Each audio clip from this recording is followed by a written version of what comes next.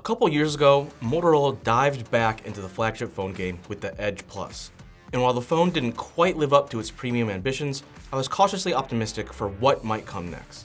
But now the 2022 Edge Plus has arrived, and I actually like it less than its predecessor. That's a real bummer, because with Moto being the third most popular phone maker in the US, you'd think it'd be capable of coming up with something to rival Google and Samsung's best. But starting at $1,000 or $850 on Verizon, the new Edge Plus falls short on support, has weak cameras, and lacks a lot of the high-end features you get on competing devices. Okay, let's start with the good stuff first. The Edge Plus has a big 6.7-inch OLED screen that's punchy and colorful. And while peak brightness is only around 600 nits compared to over 1,000 for the new S22s, the display still looks good even in direct sunlight. On top of that, the Edge Plus's screen has a 144Hz refresh rate, so scrolling through social media, flipping between apps, and gaming looks super smooth. That said, 144Hz isn't that much faster than the 120Hz screens you get on a lot of other high-end phones. And if I'm being honest, when I put the Edge Plus next to the S22 Plus, it's pretty hard to see a difference. Meanwhile, to bolster the Edge Plus's AV capabilities, Moto included some pretty solid stereo speakers. Thanks to support for Dolby Atmos, you get some extra dimensionality to the Edge Plus's sound, which I found works best when watching movies versus listening to music. But regardless of what you're doing, things sound richer and fuller than many of its rivals. Inside, the Edge Plus pumps out strong performance via its Qualcomm Snapdragon Gen 1 chip, which is as fast as it gets for modern Android phones, along with 8 gigs of RAM and up to 512 gigs of storage. And if you need even more memory, there is a 12 gig model available direct from Motorola. Finally, rounding out the Edge Plus's strengths is its charging. It supports 30-watt fast charging using a power brick that actually comes in the box, and 15-watt wireless charging. You even get 5-watt reverse wireless charging, so you can share your excess juice with a friend in need, or recharge Moto's smart Stylus. But more on that later. Okay, not too bad so far, right? Well, here's where things start to take a turn for the worse. Look, I know beauty is in the eye of the beholder and all that, but I just don't think the Edge Plus looks good. Sure, the gradient effect around the back is a nice touch, but the real issue is that the frame of the phone is plastic when basically every other phone in this price range is made of metal.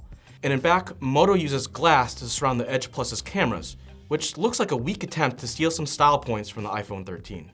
But what really annoys me is not only did Moto axe the headphone jack we got on the previous model, it also settled for a side-mounted fingerprint scanner built into the lock button instead of keeping the in-screen fingerprint reader we got on the 2020 Edge Plus. That's 2 steps backwards without much in the way of gains. And on a phone this big, that lock button can be hard to reach, especially if you have smaller hands. And while the Edge Plus's runtime was pretty good in my experience, its 4800 mAh battery is actually a bit smaller than the 5000 mAh cell in the old Edge Plus. Meanwhile, when it comes to 5G, the Edge Plus's connectivity varies wildly between carriers. On Verizon, you get support for sub-6 GHz and millimeter wave 5G, which is great, and it's probably why Motorola sent their Verizon branded model out for review. But according to Moto's website, on T-Mobile, you only get support for sub-6 GHz 5G, and on AT&T, you're limited strictly to 4G LTE.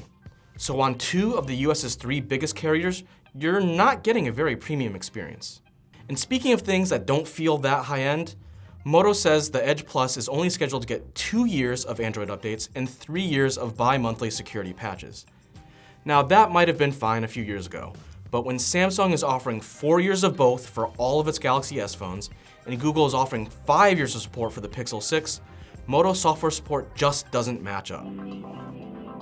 But possibly the worst thing about the new Edge Plus is its cameras. In bright light, it's mostly fine, but you can say that about basically every phone nowadays. But even then, you still gotta watch out for Moto's Scene Optimizer in the camera app, which automatically turns on when you're shooting stuff like food or flowers.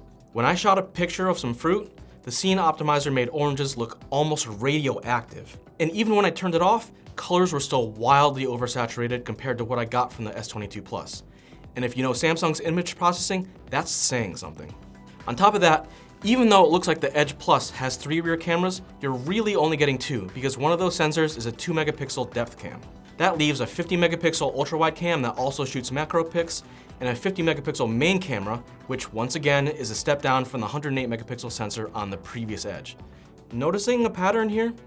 That means there's no telephoto cam at all. And forgive me if I'm starting to sound like a broken record, But that's another feature you got on the previous model. And to me, not having a dedicated zoom camera on a $1,000 phone is a major omission. Just look at all the other phones in this price range from Apple, Samsung, whoever. They all have one. But the most depressing thing about the Edge Plus's cameras is its low light photography. In some ways, it almost feels like Motorola is regressing. At night, unless I was standing directly next to multiple streetlights, photos were routinely soft and grainy, even with the phone's night vision mode turned on. And in darker environments, the Edge Plus's night mode managed to make a stained glass window look more like an impressionistic painting than an actual photo. I mean, what gives? In a lot of ways, the Edge Plus feels more like a mid-range phone with a couple premium features tacked on to make that price tag sting just a bit less. Oh, and about that stylus. One of the big new additions to the Edge Plus is native stylus support. And unlike cheaper Moto G stylus phones, the Edge Plus's optional smart stylus is an active pen instead of a simple stick with a nib. Now in theory, this could transform the Edge Plus into a slightly cheaper alternative to Samsung's Galaxy S22 Ultra. The problem is that for some reason, Moto didn't bother to send over its stylus for review alongside the phone, which doesn't inspire a lot of confidence. And even more than that, the Edge Plus doesn't have a built-in storage slot, so you'll need to pair it with the folio case that comes bundled with the stylus if you even want to have a kit that's not a pain in the ass to carry around. But either way, Moto is making the Edge Plus's stylus support feel more like an afterthought than a highlight addition. I guess all this is really a long-winded way of saying I'm just disappointed with the new Edge.